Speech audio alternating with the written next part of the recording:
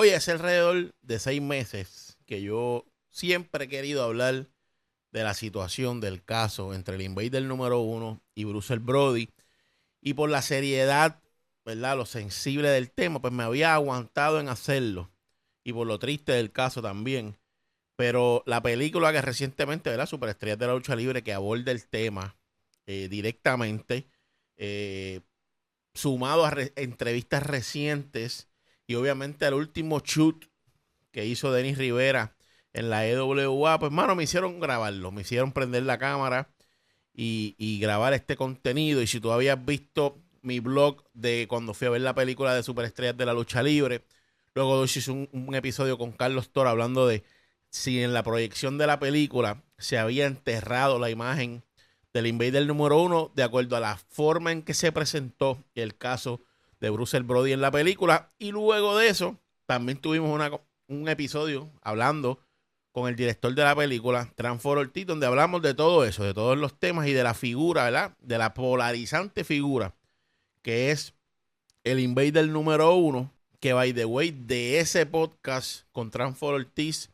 Carlos Toro y este servidor iban a ser parte de un contenido que iba a revolucionar, que iba a hacer temblar lo que es la lucha libre en Puerto Rico relacionado al caso del Invader y Bruce Brody, pero por algunas razones no se dio, ¿verdad? Y nos quedamos con las ganas. Así que en este video voy a hacer algo que a mucha gente no le va a gustar, pero lo voy a hacer. Y es defender al Invader número uno. Y obviamente cuando hablamos del caso del Invader número uno y Bruce Brody, mayormente se divide la opinión pública en dos bandos. Están los que dicen que él es un asesino, que se salió con la suya, que él debió pagar, que es una desgracia, que es una vergüenza para la lucha libre boricua y para Puerto Rico. Y están los del otro bando que siempre dicen que a él salió inocente, que fue en defensa propia y que en el juicio, ¿verdad? Y en la corte se demostró que fue en defensa propia y que no, ¿verdad? Y salió no culpable. Y esos son los comentarios, ¿verdad? Que más o menos vemos cada vez que se toca el tema de Brody y del Invader. Y yo siento que ni un lado ni el otro tienen toda la razón.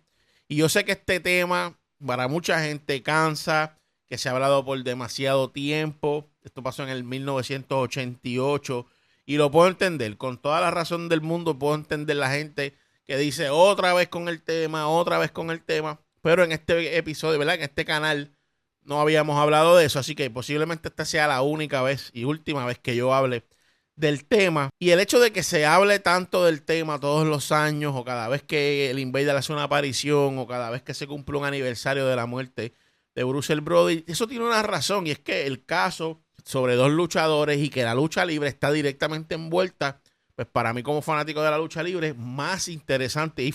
Y el segundo disclaimer que voy a hacer es que no, aquí no va a existir la justificación. Cuando digo que lo voy a defender, ya usted va a ver en qué punto, en qué sentido lo voy a defender, pero no es justificar. Una cosa es justificar y una cosa es lo que yo voy a hacer en este video. Porque para mí, yo no tengo pruebas y nadie tiene pruebas, pero yo no tengo dudas de que allí entraron dos hombres, uno con un cuchillo y solamente salió uno vivo. El que llevó el cuchillo.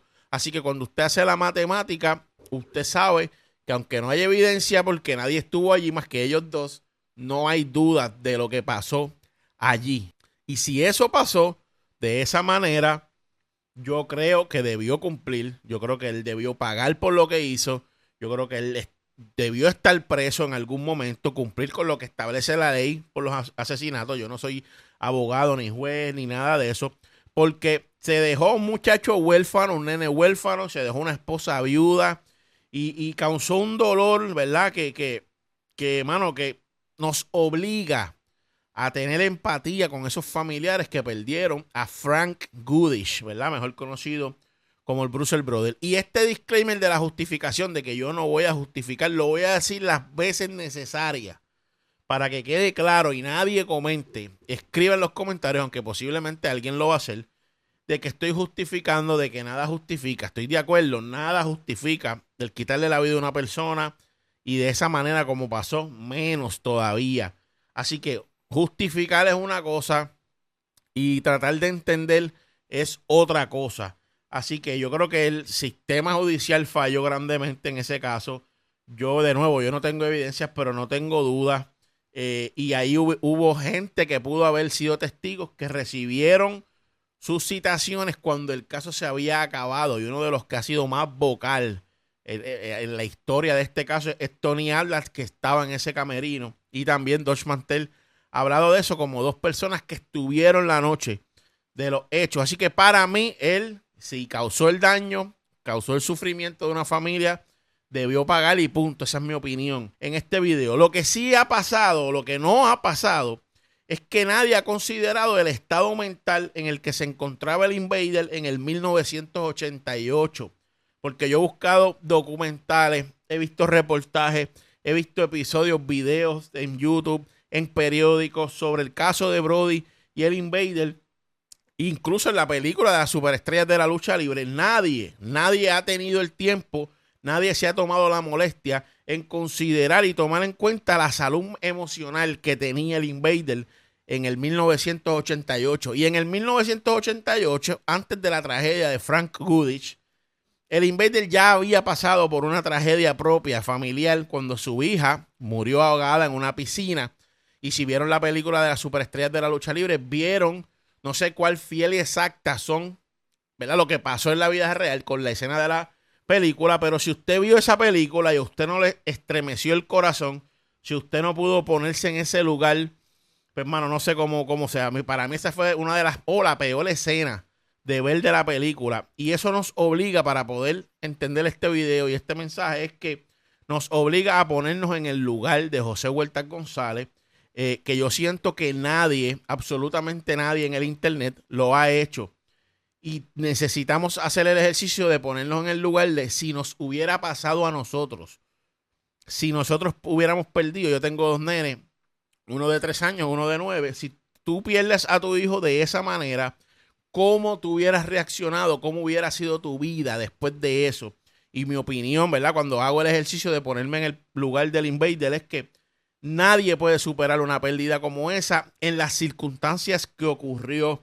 No existe forma que una persona sea la misma antes y después de un suceso como este, porque si recuerdan la escena de la piscina, el Invader está pintando una zanja, o una zanja no, una pared de madera, una baranda de madera, y la nena cae en la piscina detrás de él.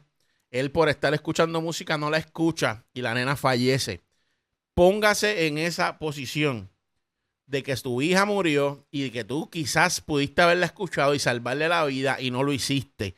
Así que yo creo que partiendo de ahí es que yo decidí, ¿verdad?, defender no al Invader no las acciones del Invader número 1, no lo que hizo, sino más bien el estado mental, psicológico que podía estar pasando el Invader número 1. Un ser humano cambia para siempre luego de sufrir un trauma como ese. Por ejemplo, usted tiene problemas con su vecino por la basura o porque parquea el carro frente a su casa, por ejemplo, y usted tiene unas diferencias y usted traga hondo y sigue para adelante, respira hondo y lo deja ahí. Luego de haber perdido una hija, yo le aseguro a usted que si esa situación con el vecino vuelve a ocurrir, su reacción va a ser bien distinta, porque mentalmente usted no está saludable, no está tranquilo y no está de una forma que vas a procesar la situación de la misma manera. Y por eso que sabíamos que había un historial de roces entre las dos figuras que entraron a ese baño. Sabemos que el estado mental del Invader, porque es un ser humano, aunque parezca lo que parezca, aunque se haya criado en el tiempo que se crió, es un ser humano que definitivamente no podía, mentalmente, psicológicamente, no podía estar de la misma manera. Para que tengan una idea de lo importante que es la salud mental y la salud emocional, si una madre y un padre son capaces de quitarle la vida a sus propios hijos cuando están, ¿verdad?, en una situación emocional mala, grave, oscura, ese extremo ocurre en el mundo. Vemos historias de mamás que le quitan la vida a sus propios hijos y padres también. Así que si un padre, una madre que lo más que se ama son los hijos, es capaz en un estado mental triste, oscuro, depresivo, con la culpa que el invader podía tener en ese tiempo. Si un papá es capaz, si una mamá es capaz de quitarle la vida a su hijo, ¿qué usted cree que puede pasar? Imagínate lo que puede hacer un ser humano que está en una depresión, que está en una tristeza profunda, en una tristeza extrema y con la culpa que debía tener el invader número 1, una culpa tan grande en su mente.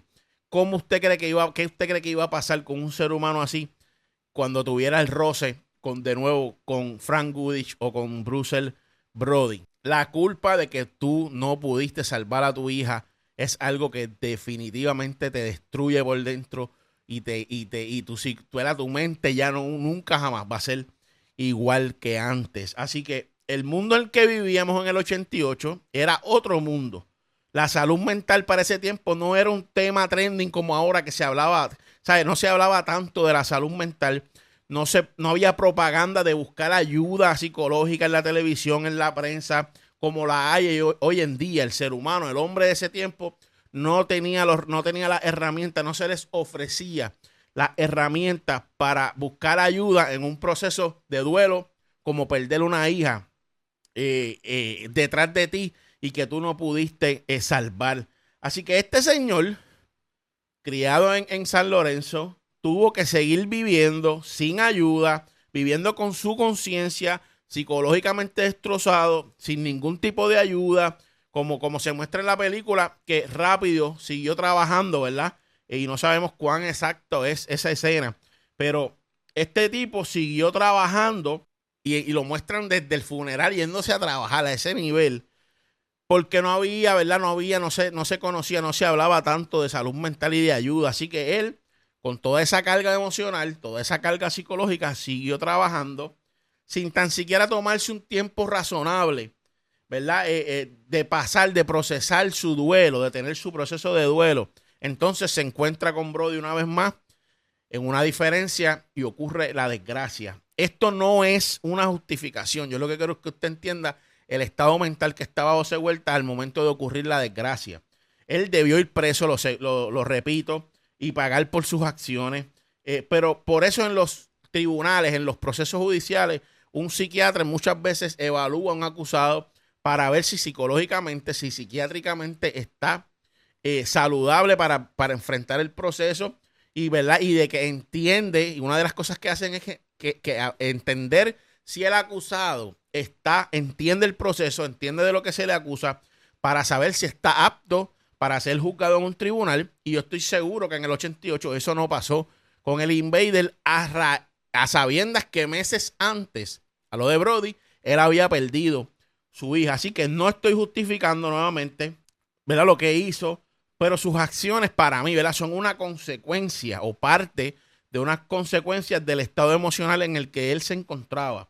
Quizás sí, quizás no, porque obviamente yo nací en el 86, o yo tenía 2 años cuando pasó esto, pero hay una alta probabilidad de que el estado mental, psicológicamente el invader, haya estado destrozado y que no hubiera procesado la situación de la misma manera que lo hubiera procesado si esta situación con su hija no hubiera pasado. Así que aunque no es seguro de que él estuviera en una tristeza, una depresión, en un PTSD, ¿verdad? Un Post-Traumatic Stress Disorder por lo que le pasó con la hija, no tengo evidencias de eso, pero no tengo dudas tampoco, y las probabilidades de que esto haya pasado son altísimas. Así que ¿por qué no podemos considerar el estado mental en el que estaba el invader número 1? Y ahora en el 2025, con todo lo que conocemos de salud mental, con todo lo, ¿verdad?, las noticias, la propaganda, de que se ve mucho más normal buscar ayuda psicológica, buscar ayuda psiquiátrica cuando es necesario. Eso lo vemos ahora,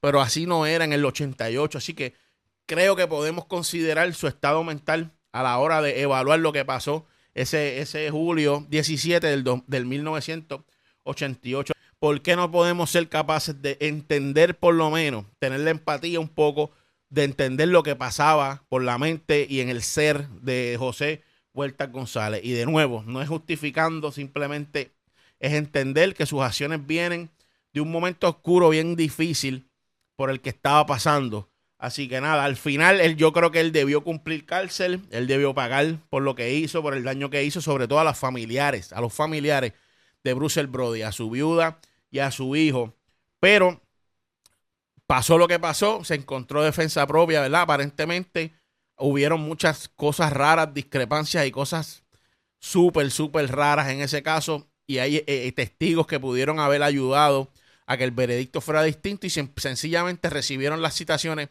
después que el caso había acabado. Y eso no es normal. Eso no es normal y eso empeora para mí el proceso que pasó en el 88 y el resultado por igual. Poniéndonos en ese lugar, en ese momento como padres y, ¿verdad? Y entender que quizás reaccionó desde un hoyo negro, oscuro, depresivo, de culpa que posiblemente se encontraba y que tan siquiera se pudo mostrar de verdad. Yo que siento que se trató de mostrar en la película, en el área de la piscina, donde él tiene una pistola en la mano. Ahí tú puedes ver el sufrimiento de él por lo que pasó, pero yo creo que no fue tan contundente y al final la gente lo que se llevó de la película fue que la desgracia pasó por unos pantalones cortos o por un código de vestimenta. Yo creo que eso fue mucho más profundo, mucho más complicado que sencillamente unos pantalones cortos y un código de vestimenta. Así que nada, desde hoy va a existir en YouTube un contenido que considera y le da el beneficio de la duda, más nunca en la vida justifica las acciones de José Huertas González, pero sí toma, ¿verdad?, el tiempo de considerar su salud mental en el 1988. Así que deje su comentario. ¿Está de acuerdo usted del team que dice que es un asesino o usted del team que dice que él salió libre y que ya, y que con eso es suficiente? Deje su comentario, déjese sentir. Nos vemos en el próximo episodio de Pa' Aquí y Pa' Llevar.